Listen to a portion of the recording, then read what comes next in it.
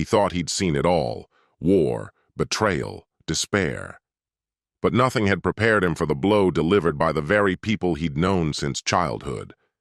When another man's hands slid over his wife's body to the applause of so-called friends who once shared bread and beer with him, something inside him died, and something else awakened. Not rage, cold clarity. He didn't cause a scene. He memorized names, faces, calculated the damage, and walked away. Now everything is different. His home, his business, his reputation. He's defended every inch. But he didn't stop there. Everyone who chose the other side got their answer. Clients are losing millions. Offices are going dark. Archives are vanishing into digital oblivion. And her? No longer a queen, just a past mistake. And him? No longer a victim, but a tactician. And while she screams in helplessness, he drinks his coffee, feeds his dogs, and finally starts to live for real. But her scream, that was only the first, because the revenge has only just begun. Greetings, my dear friend. I am very happy that you are watching my video, and I will be even happier if you subscribe to my channel. This will make me even happier. Let's get started. I was drowning in paperwork when my phone buzzed unexpectedly. Kevin's name flashed on the screen. Odd, since he usually sent a quick text before calling. I answered, and the tension in his voice hit me before he even finished saying my name. Andrew, you might want to sit down. I was already sitting, but I leaned forward instinctively, a tight knot forming in my chest. What's going on? I asked, gripping the phone like it might anchor me. He hesitated. Then came a sigh, heavy and reluctant. It's Jenna. She's at a club. My stomach dropped. A club? Why would she be there? A brief silence followed. She's dancing, he said finally, then quieter and with an edge that made my skin crawl. But it's not just dancing. The word hung in the air for a second, barely processed, before Kevin's voice took on a darker tone. It's basically porn. She's grinding on some guy and he's all over her. No shame, no privacy, just out there for everyone to see. And Paul's here too, egging her on. My blood ran cold. Paul? I asked, the name foreign on my tongue. Yeah, and Linda's with him. A bunch of our friends are just standing around like it's entertainment. He paused again. I didn't want to be the one to tell you, man, but you needed to know. I sat there, frozen, staring blankly at my desk as my heart pounded. This couldn't be happening.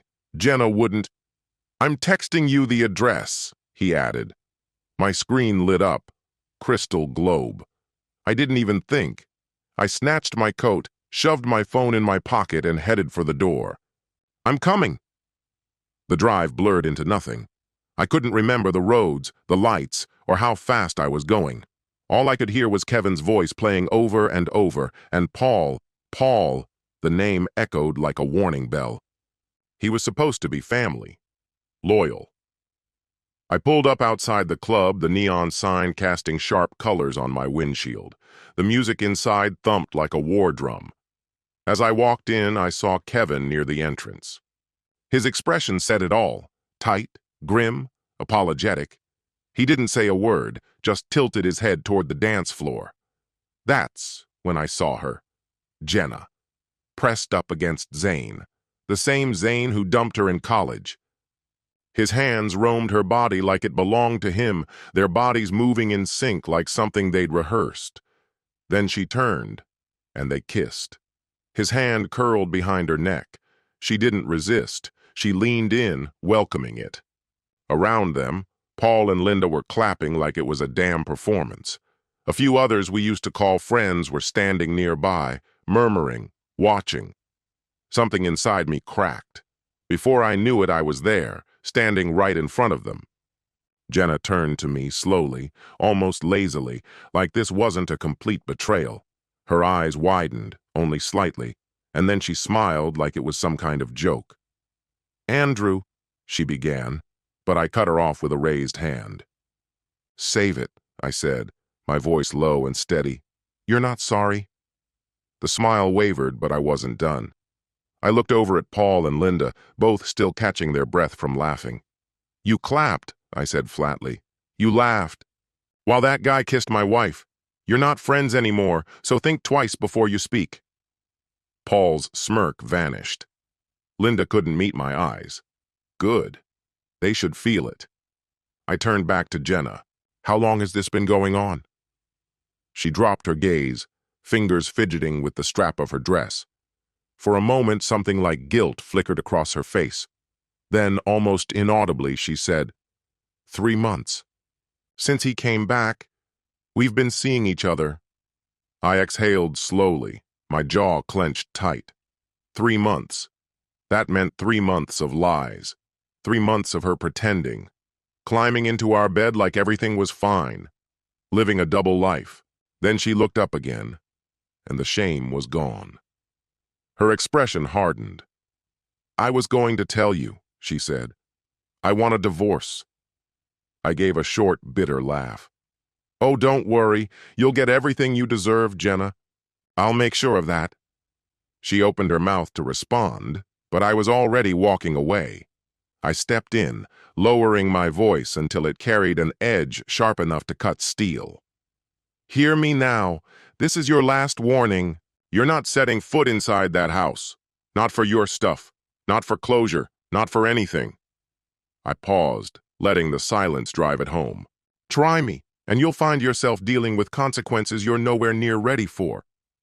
Movement drew my eye. I glanced over to see Zane take a step forward. Shoulders squared, jaw locked, trying to present a tough front, but the tightness in his posture betrayed his nerves. "That's supposed to be a threat?" he asked, steady, but with a trace of hesitation. I didn't break eye contact as I moved in closer, invading his space. "Take it how you want. I'm making it crystal clear. She stays away, or I'll use every legal measure at my disposal to protect what's mine. That's not a warning. That's a fact." For a second, I saw the mask slip. Something in his expression faltered. Realization flickered in his eyes, followed quickly by restraint. He understood this wasn't bravado, and he wasn't foolish enough to test it. Behind us, the pounding bass from the club receded into nothing. What remained was a heavy, suffocating quiet. I let it linger like a held breath before stepping back. Without sparing so much as a glance at Jenna, Paul, or the rest of the self-righteous crowd gathered behind them, I turned on my heel and walked away. The cold slap of night air met me outside, but it did nothing to cool the fury burning in my chest. I fished out my phone and dialed a number that had been etched into my memory for years. One ring, then a familiar voice. Derek Langston. Sliding into my car, I gripped the wheel like it might snap. "Derek, it's Andrew. I need your skills. Jenna filed for divorce, and I plan to make her wish she never did." A low, amused chuckle rumbled through the line. "Now that's the kind of call I like to get." He wasn't wrong.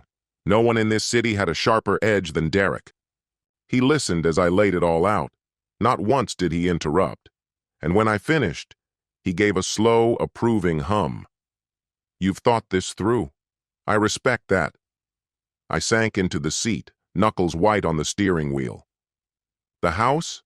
It's mine. Bought pre-marriage. She's got zero legal claim." "And the business?" he asked. "Technically my father's. I'm listed as an employee on paper. She can't touch it." A grunt of satisfaction came through. Smart move. "There was only the joint account," I added, a faint smile tugging at my lips. "I already emptied it. She never had the chance." "She'll aim for alimony," he warned. "She can shoot her shot. I'll pay what the court orders. Not a dollar more, not a second early." Derek laughed again, this time with real delight. "Damn, Andrew, I forgot how ruthless you can be." I said nothing. That old version of me, the one who played nice, he was long gone. After the call, I headed home. The house didn't feel like home anymore. It felt like territory I'd just reclaimed. I stood for a long moment in the foyer, then pulled out my phone and dialed a number I hadn't used in years. Jacob answered on the second ring. "Well, look who crawled out of the underworld," I chuckled. "Got a job for you and the guys? You free in 30? A beat. Then laughter. Now you've got my attention. We're on our way. 29 minutes later, Jacob's truck rolled up. Men I trusted, men I'd fought beside, piled out behind him. They knew loyalty. They knew payback. They knew how to handle business. Jacob cracked his knuckles as he approached. "What's the mission?" I pointed toward the front door. "Everything that belongs to her, pack it up, take it outside, and make damn sure it doesn't come back in. And don't just toss it. Treat it with special care." Jose, quick to catch the subtext, grinned wide. "You want it to hurt?" I nodded. "Every article of clothing, make sure there's a boot print on it before it's folded." Jacob let out a whistle. Savage. I like it. They moved fast. The house filled with the noise of chaos, drawers thrown open, cabinets emptied, boots grinding into fabric like war drums. It was poetic destruction. Jose held up her wedding gown like it was a trophy, stretching the delicate lace between his hands.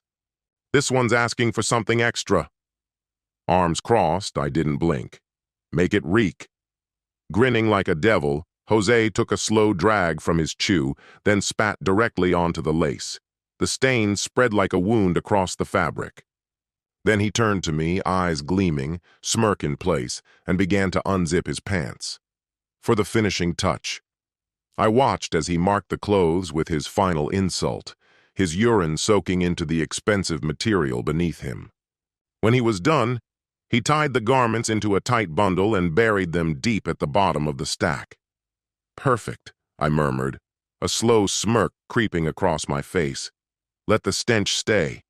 Right then, a knock echoed from the front door like it had been waiting for its cue. I didn't have to guess who it would be. I paused, taking in a deep, deliberate breath before answering. Victoria stood there, Jenna's mother, her expression carved with worry. On either side of her were Paul and Linda, hovering like vultures. I didn't give any of them a chance to speak. I gestured to the porch where rain-stained boxes sat in silent judgment. "Before you sneak back to your car, do Jenna a courtesy and take these with you. If not, I'll let the rain finish the job." Paul opened his mouth, probably to argue, but one look from me made him think twice. Linda slipped her hand into his, and without a word, they turned and began moving the boxes into their trunk. I moved aside, and Victoria stepped in quietly. Her eyes swept across the room, the same place her daughter had once called home. It was hollow now, stripped of warmth, stripped of her. Her shoulders sank. Was that grief on her face? Maybe. Or maybe regret. Or something deeper. Shame, perhaps. When she finally spoke, her voice was steady but low. "Before I say anything, you need to understand, I don't excuse what Jenna did. There's no defending it." I crossed my arms and waited. "I didn't come to justify her choices," she continued, her hands nervously twisting. "But she loves that man, and she still loves you too." That was the moment my patience snapped. A dry, bitter laugh escaped me. If she ever cared, she wouldn't have gone running back to the guy who vanished when she needed him most. Victoria flinched, but I wasn't about to stop. 5 years, 5 whole years. I was just the in-between. The reliable standby until the past resurfaced and swept her away. And now, I was no longer needed. Time to discard me. Victoria dabbed her eyes with the cuff of her sweater. "I understand what you're feeling, Andrew, but I can't force her to see it." "She's already made her decision," I said quietly. "She wants to throw this away? Then she can live with the fallout." I caught the subtle shift in Victoria's expression, the flicker of fear. "You're not planning to do anything to her, are you?" she asked, voice barely above a whisper. My smile was flat, devoid of warmth. "No, I won't lay a hand on her, unless she comes looking for trouble. If she stays away, so will I." She exhaled, the tension in her shoulders easing slightly. But I wasn't done yet. "But 5 years of my life thrown away?" I leaned in, my voice colder. "That doesn't go unanswered, not just for her. The so-called friends who betrayed me? They'll understand what that feels like soon enough. Her face crumpled, all her composure unraveling. This is exactly what I feared, she said softly. Something inside me gave way just for a moment. I stepped forward and embraced her gently, feeling the faint tremor running through her. I'm sorry, I whispered into her hair, but she has to pay for this. When I stepped back, she wiped at a tear. Then, unexpectedly, she gave me a faint, bittersweet smile. I can't undo what's happened, Andrew. I wish I could. But no matter how this ends, you'll always be like a son to me. For a second, I didn't know how to respond. Then I gave her a quiet nod. Thank you. She breathed in slowly, pulled herself together, and walked out the door. That night, Victoria sat alone in her dimly lit living room, shadows curling around her as the lamp cast a soft glow. A cup of tea sat forgotten, cooling on the table. She hadn't moved in ages, just sitting, replaying every word Andrew had said. Then the front door creaked open. Jenna walked in, her heels clicking with smug rhythm against the wood floor. Zane followed close behind, that smug smirk plastered across his face like he'd already claimed victory. Neither of them looked the least bit affected by what they'd left behind. As they settled in, Victoria looked up at them, her gaze heavy and unreadable. She took a deep breath, weighing her words. My daughter, she began, her voice tight with quiet sorrow. I don't even know how to begin describing what you've done. Jenna rolled her eyes, flopping down onto the couch and kicking off her shoes. Oh, come on, Mom. Her tone was almost playful. Andrew's tough. He'll get over it. He always does. Victoria's gaze turned sharp, her voice colder than before. Move on? Her voice sliced through the tension like a whisper-sharp knife, quiet, but inescapable. In response, Jenna's lips curled into a smug smile as she lazily stretched, like a queen surveying her newly claimed throne. I've already spoken with the lawyer, she announced. He'll have the papers in hand before the week is out. Zane slipped an arm around her shoulders, flashing a victorious grin that didn't try to hide his satisfaction. Exactly. Jenna gets the house. And half the company, he said with relish. Victoria didn't move. She stood rooted, her face unreadable, like stone carved by something ancient and patient. Jenna ran her fingers through her hair, glowing with self-satisfaction. Zane and I are moving in. The place is ours now, she said. We're going to turn it into something new, Zane added, eyes alight with excitement. And once we're in control of the business, we're cashing out. The money will be more than enough to start over. We've got plans, just like the old days. Jenna turned to him with a dreamy look, thick with memory and ambition. It's all going to fall into place, babe.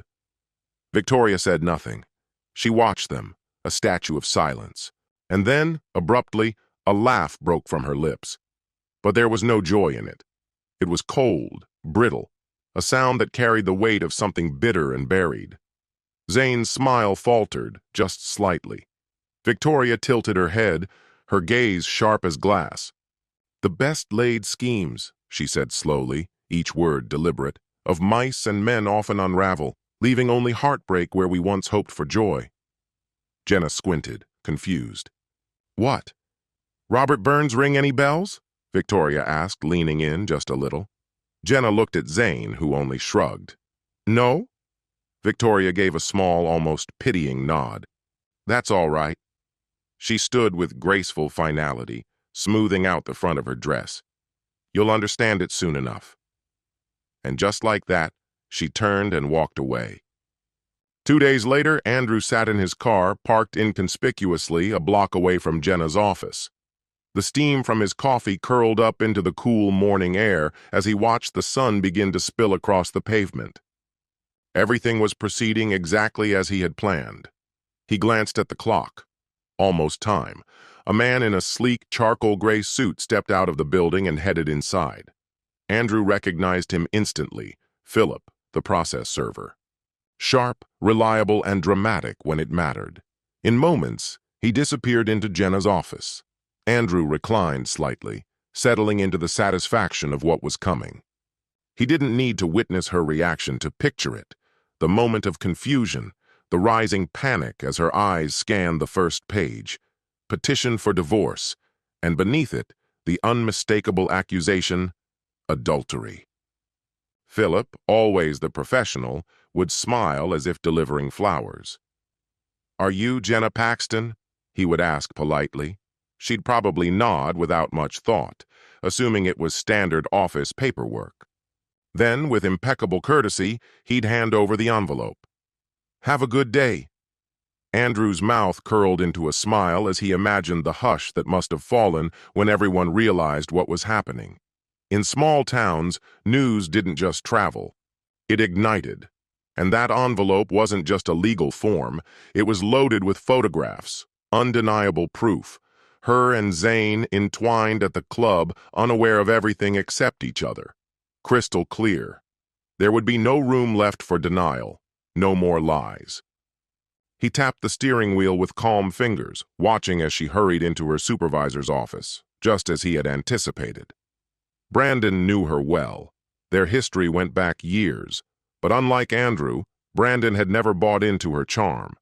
He'd once warned Andrew, back when things still made sense. "I need the day off," she must have stammered. "Of course," Brandon likely said, wearing a knowing grin. She emerged moments later, her face drained of color, her steps unsure. Andrew's phone buzzed in his pocket. He answered immediately. "Brandon," he said. "It's done," came the reply. "She's heading home." Andrew's smile widened as he watched her cross the parking lot. "Stick to the plan," he said. "Always," Brandon replied with a chuckle. Andrew drove to a quiet cafe tucked into the corner of town, one of those places with worn booths and the comforting scent of cinnamon and brewing coffee. He ordered a donut and a black coffee, settling into a window seat. Everything felt serene, even as someone else's world was beginning to fracture. Outside, people strolled by, laughing, walking dogs, reading papers, blissfully unaware of the unraveling storm. But on the other side of town, Jenna's reality was splintering. Andrew took a slow bite of his donut, savoring the moment. His phone vibrated again. He didn't need to check the caller ID. Jenna. He picked up with a calm smile, but she beat him to it. Her voice shrieked through the line, high-pitched and burning with rage. "You bastard! You're trying to ruin me!" I swirled the coffee in my mug with idle ease. "Good morning to you too, Jenna." "Cut the act, Andrew," she snapped. "I've read the divorce papers. Not one word in there about the house." She paused just long enough to throw in, "Or the business. Where's my portion?" I took another sip, dragging it out, letting the silence hang before I answered, voice low and even. "You lost your claim the day you decided to sleep around while still married to me." The line went quiet, then sharp breath in. "You son of a—" I leaned back, gaze drifting to the couple strolling past the cafe window. Hands clasped, smiling. A little reminder of what trust used to mean. "If you're looking for a payout," I said coolly, "maybe ask your new man. Maybe he'll buy you that fantasy house you tried to steal." Her breathing grew uneven, rapid, ragged, rage coming in fast, like a tide. I twisted the knife just a little more. "And just before you start screaming again," I said smoothly, "don't forget there's a court order. It's got both our names on it. So stay the hell away. From my home and my company." There was another sharp inhale. She was gearing up for another verbal explosion, but I wasn't interested in hearing it. I hung up, set the phone on the table, took a bite of my donut. Still fresh, still warm. Silence returned like an old friend, and with it, a steady, quiet satisfaction. That round was over. But the real fight? That was only getting started. Paul and Linda didn't know what was waiting for them. But let's rewind. Name's Andrew Paxton. I spent 5 years in the Marines, saw action in Afghanistan, then a stint in Saudi Arabia. Eventually, I came back stateside and stepped in to run my father's IT company. We weren't Google, but in our small town. We were vital, We kept the digital backbone of the local economy running. Networks, servers, cloud storage, the works. If your business used tech, chances are you depended on us. That included Paul's factory operations and Linda's bookkeeping firm. It's funny, in a twisted kind of way, how fast they threw their lot in with Jenna and her little affair. Laughing it up at that club like my life falling apart was just a juicy headline. That night they picked their team, and now they'd learn what that choice would cost them. Call it fate or strategy, but their service contracts with us had quietly expired 2 weeks ago. I saw it coming. Let it happen. Didn't raise a red flag. Let them keep using our systems, our cloud, our gear, our maintenance, blissfully unaware that everything they relied on was about to turn to dust. And now? The clock had struck 0. Back at the office, I powered up my laptop, leaned back, and stared at the client dashboard, statuses glowing in front of me. Paul, expired. Linda, expired. Their entire operations were one keystroke away from total failure. No contingency plans. No backups, just blind faith that I'd keep propping them up. Time to pull the plug. I picked up the phone and dialed Mark, my head of client services. He answered quickly. "Andrew, what's going on?" "I've got a task for you," I said, voice flat and steady. "Send out termination notices to Paul and Linda. Let them know their contracts are finished. They have 48 hours to recover their data. On day 3, we wipe everything and collect the leased equipment." Mark hesitated, then let out a quiet, impressed laugh. "Damn, you're not messing around." "Not anymore." I heard the clatter of his keyboard. "All right. Should I make it sound clinical, or do we want it to sting?" I allowed myself a slow grin. "Keep it cold and professional, but don't offer a renewal. Make it crystal clear. They're on their own now." Mark gave a low whistle. "Understood. They're going to lose it when they realize those reminder emails weren't just fluff." "Exactly," I said. "They assumed I'd roll over like before.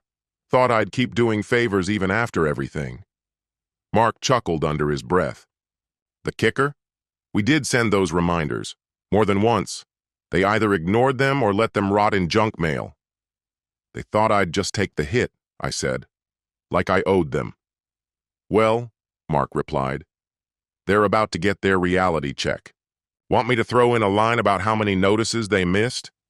I gave a nod, even though he couldn't see it. "Absolutely. Let's set the record straight. This wasn't a spur-of-the-moment decision. Every chance was laid out before them, and they wasted all of it." Mark gave a sharp whistle. "You really believe they'll crawl back, begging for another opportunity?" A dry chuckle escaped me. "Oh, they will. And when that moment comes, I'll remind them exactly how they got here. By backing the wrong player." By the 3rd morning, just as I expected, the calls started pouring in. My phone buzzed relentlessly, Paul's name flashing over and over. I let it ring a few times, reclining in my chair with a grin. Eventually, I picked up.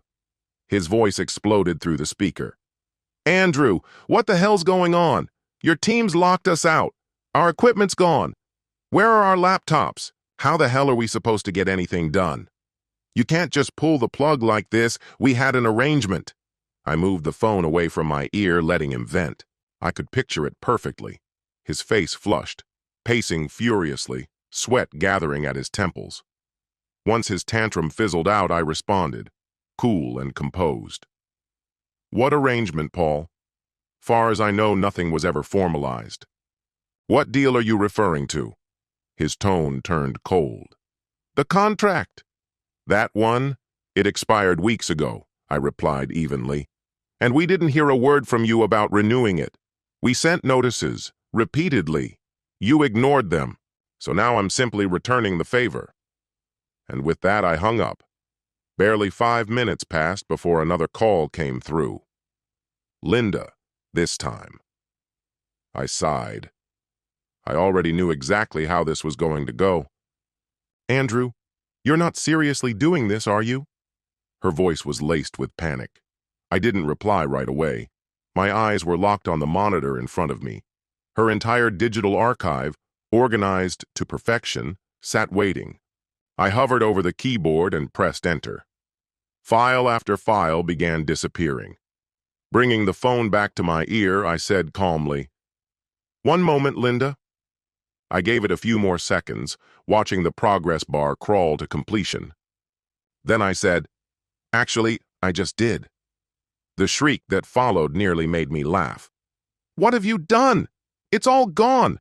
My clients. They'll destroy me." I allowed myself a small, satisfied smile. "Then maybe explain to them how you let your support contract expire, and that your provider, acting fully within his rights, wiped everything clean." I paused for effect. "Enjoy your day, Linda." Click. With Paul and Linda dealt with, only Jenna and her scumbag boyfriend Zane remained. But I couldn't move on them until the divorce paperwork was finalized. Jenna didn't take it lying down. She fought it hard in court, her lawyer fumbling through claims that painted her as some tragic victim. She wanted the house, a share of my business, anything she could grab. Too bad for her, my attorney came prepared. "Your Honor," he said confidently as he stood, "just to clarify, the house in question was purchased by my client before the marriage. The deed is solely in his name." Jenna's attorney shifted in his seat. Jenna herself clenched her jaw. The judge raised an eyebrow. "Counsel, do you have any documentation to dispute this?" A reluctant sigh. "No, Your Honor." Strike one. Next came the matter of the so-called business. Her lawyer claimed she deserved half.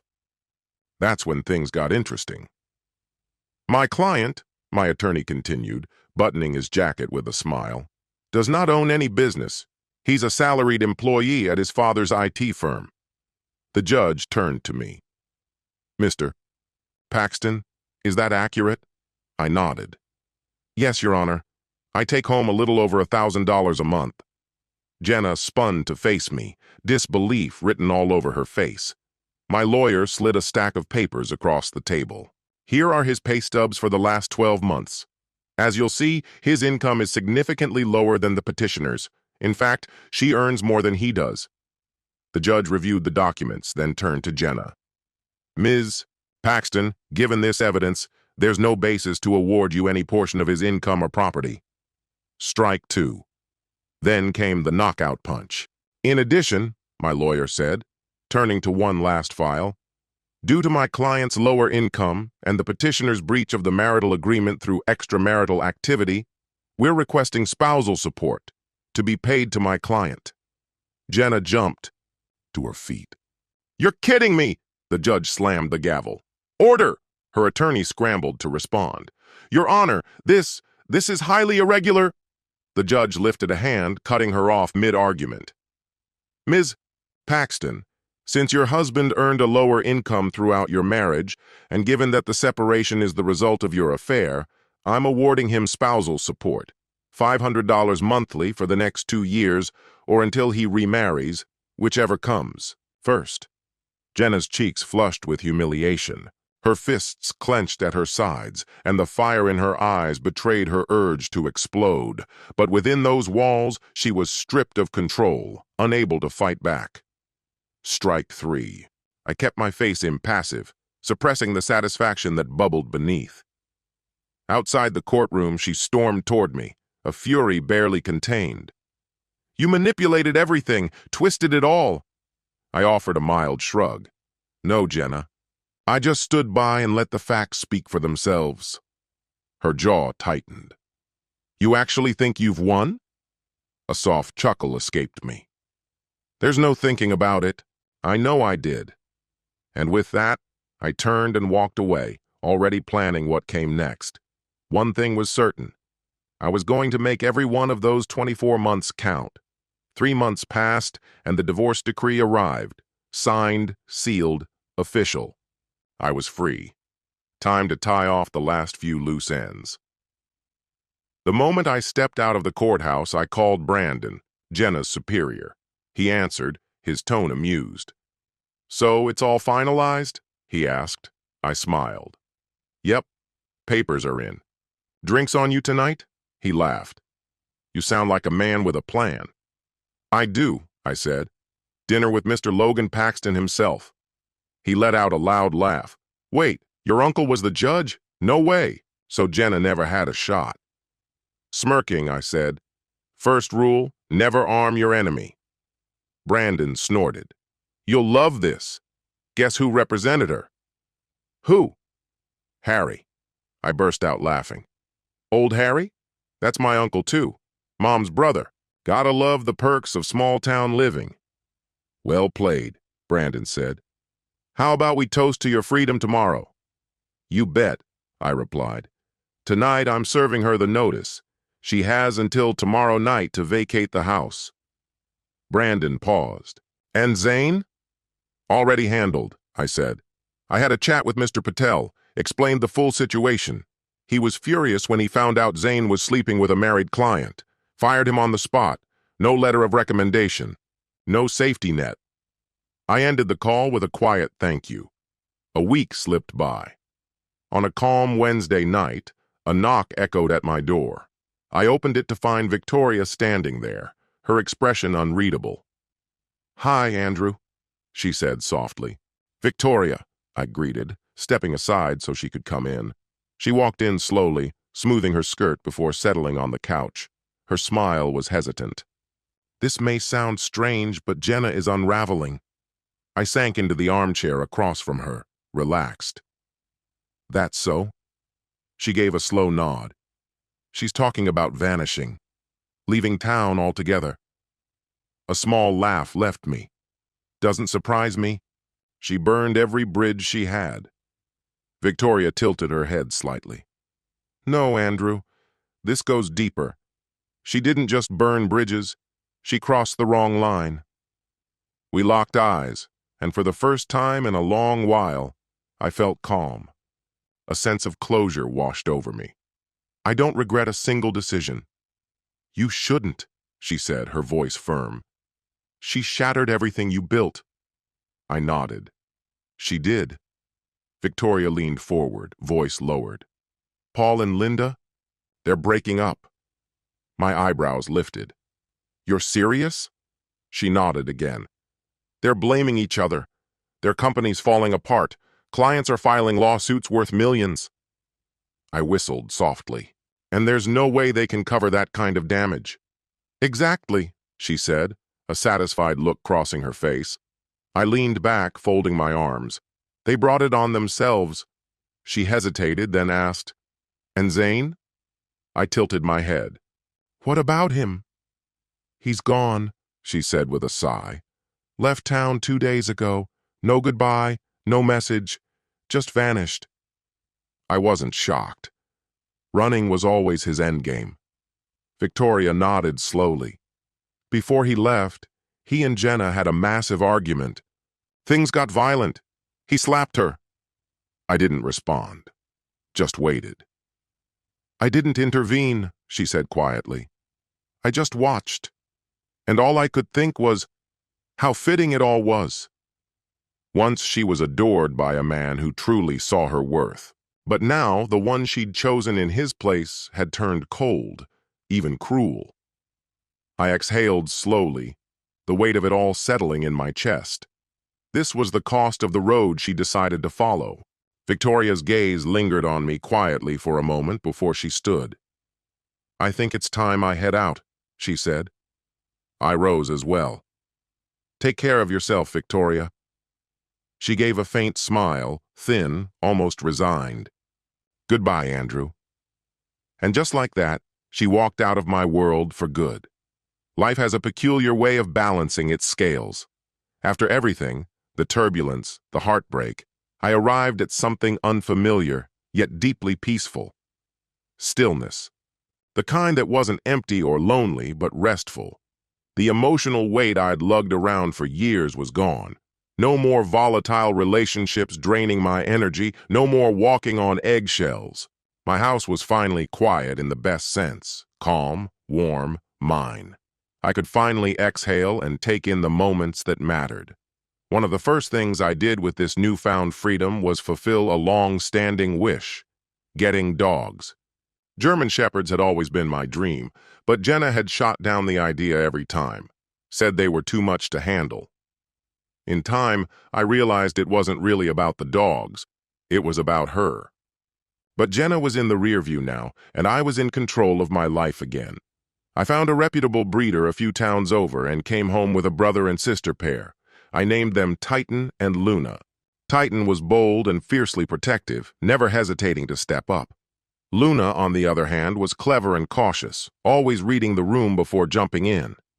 They quickly became my shadows, trailing after me wherever I went, sleeping by my side, filling my days with a kind of loyal presence I hadn't realized I needed. My morning jogs felt more alive. My home felt warmer. And inside, I felt lighter.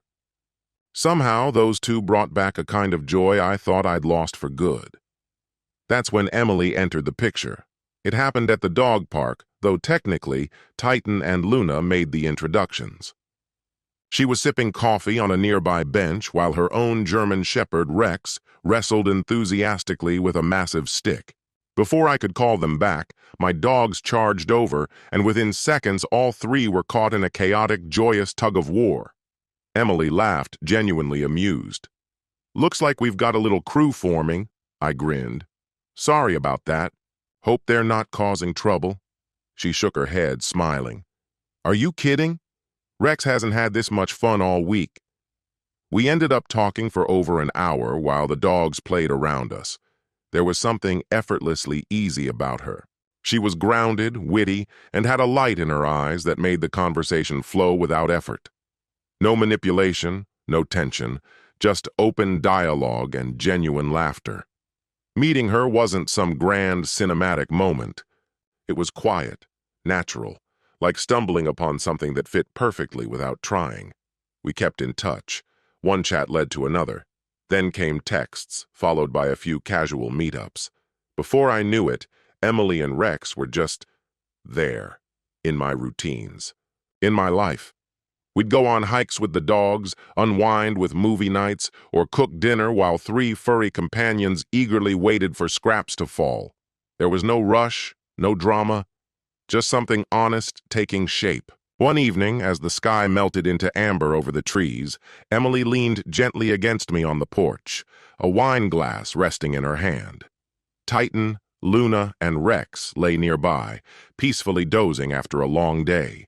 She looked up at me with a tender smile. "You seem happy." I took a breath, really let her words sink in, and for the first time in longer than I could remember, I knew she was right. Our story comes to an end here. Share your thoughts in the comments. Thank you for taking the time to watch. If you enjoyed this story, please check out other videos on this channel. See you soon, my dear friend.